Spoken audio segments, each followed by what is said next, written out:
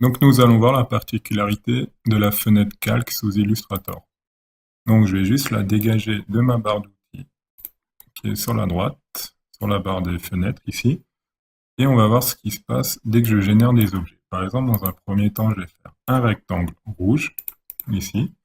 Vous voyez que j'ai mon calque 1, donc comme sous Photoshop, j'ai un calque, mais vous voyez que j'ai une petite flèche qui me permet de dérouler mon calque 1. Et à l'intérieur, j'ai mon tracé et bel et bien mon rectangle rouge.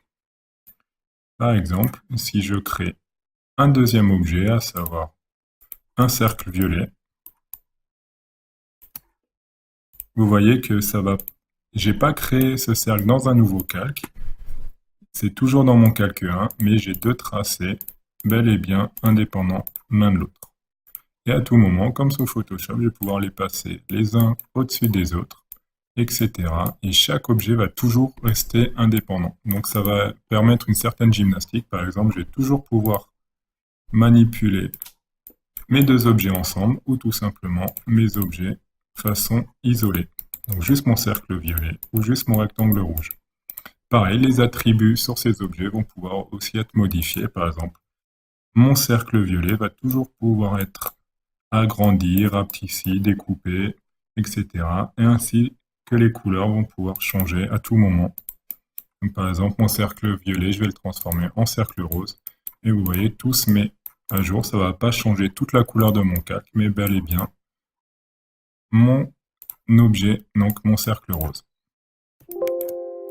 Voilà une des particularités, voilà une qualité d'Illustrator, c'est qu'on va toujours pouvoir revenir en arrière et contrairement à Photoshop, on va pouvoir un petit peu travailler de façon plus créative et surtout arrêter de se tromper donc avec les calques, à savoir sur quel calque on travaille, etc. Là, on va avoir des tracés, on va pouvoir générer des nouveaux calques, bien évidemment, mais on ne va pas écraser un objet au-dessus d'un autre par superposition, voilà, parce qu'on s'est trompé de calque. Donc c'est quelque chose de très très pratique sous Illustrator. Donc bien évidemment, on peut également changer la visualisation donc, de nos objets, rendre visible ou invisible.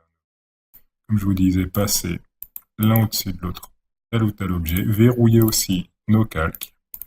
Et bien évidemment, je peux créer un nouveau calque. Donc celui du dessous, par exemple, sera mon rectangle rouge. Et celui du dessus sera mon cercle rose. Et je peux très bien prendre donc mon tracé et le faire glisser dans mon calque cercle rose. Et là, j'ai deux calques bien indépendants. Et dans chaque calque, par exemple, je sélectionne mon calque cercle rose et je vais mettre une étoile bleue. Et vous voyez qu'à l'intérieur, si je déploie mon cercle rose, nous avons notre étoile bleue. Pareil, on peut jongler avec, on peut changer les attributs qui restent également un élément complètement indépendant.